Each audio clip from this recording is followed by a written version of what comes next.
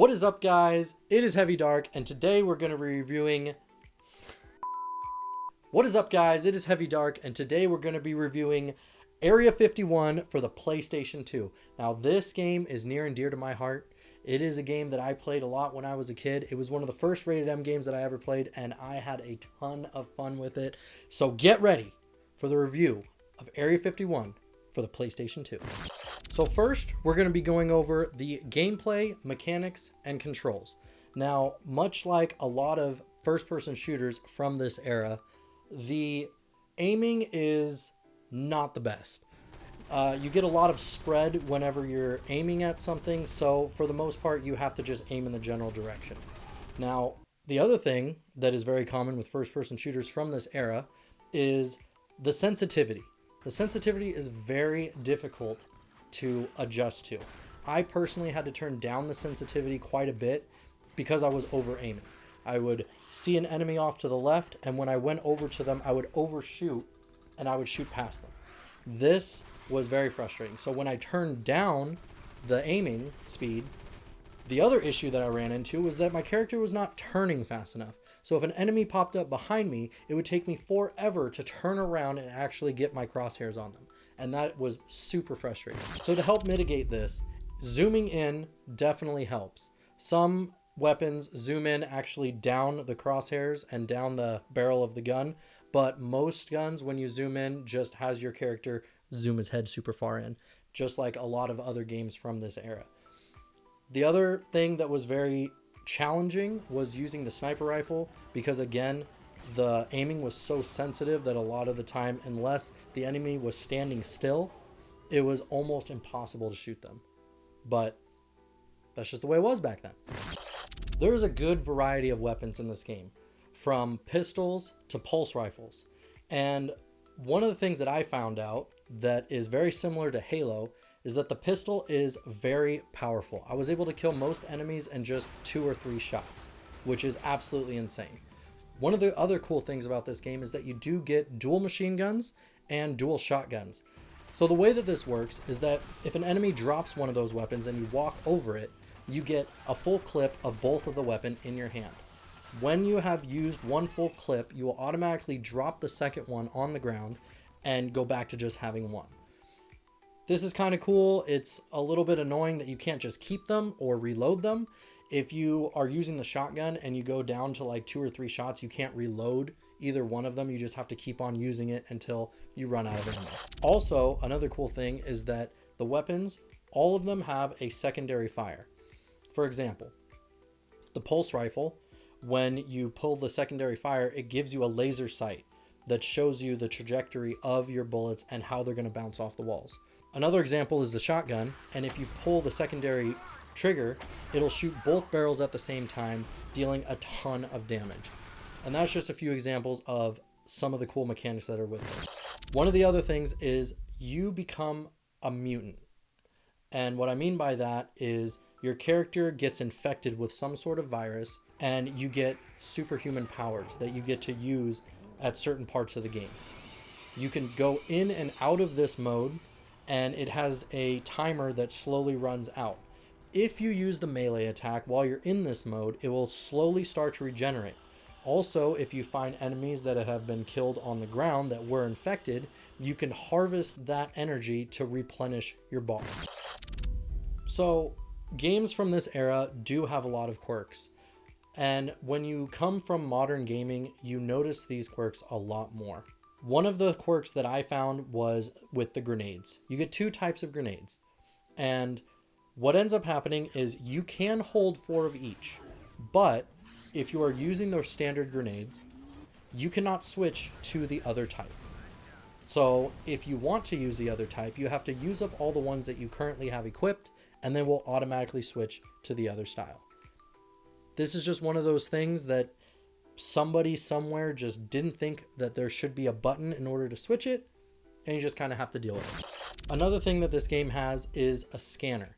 Now you get the scanner on your arm, and there are different objects in the game that you can scan. This can be documents, this can be alien specimens, this can be dead bodies on the ground that identify who they are and what they were doing. There's a ton of things. And this is also the way that you unlock secrets and you unlock different short videos that are extras in the extras menu at the main screen. Another really nice thing about this particular game is the checkpoint system. Now, there are a lot of checkpoints. There are a lot of sections for each chapter in the game, and they're plentiful enough, and they come after a good challenge, which makes you feel like you did accomplish something. And if you die, you don't have to go so far back and do a bunch of trivial things in order to get back to where you failed. And that is just something that I cannot stress enough is absolutely amazing, because there's nothing more frustrating than having to do a bunch of platforming or go through a bunch of super annoying enemies in order to get back to where you originally died. So then we go to graphics. The graphics, in my opinion, are just amazing for this time, for this era, for this time period. It's just, I think that it just does so much. One of the things that you find a lot in these type of games is when there's a wide area and there's a lot of stuff on screen, the walls are smooth. The ground is smooth. There's not a lot of textures. I think because you're in such a confined area for most of the game, you get a lot of detail. You get a lot of different details all around the environment that you're in, and it really brings it to life, because it's not trying to have this big open world where they try and bring down the textures in order to make it run smoothly. The other thing is the cutscenes. The cutscenes in this are absolutely gorgeous. They all look super sharp, and they're very entertaining. They're very atmospheric. The voice acting just sounds awesome.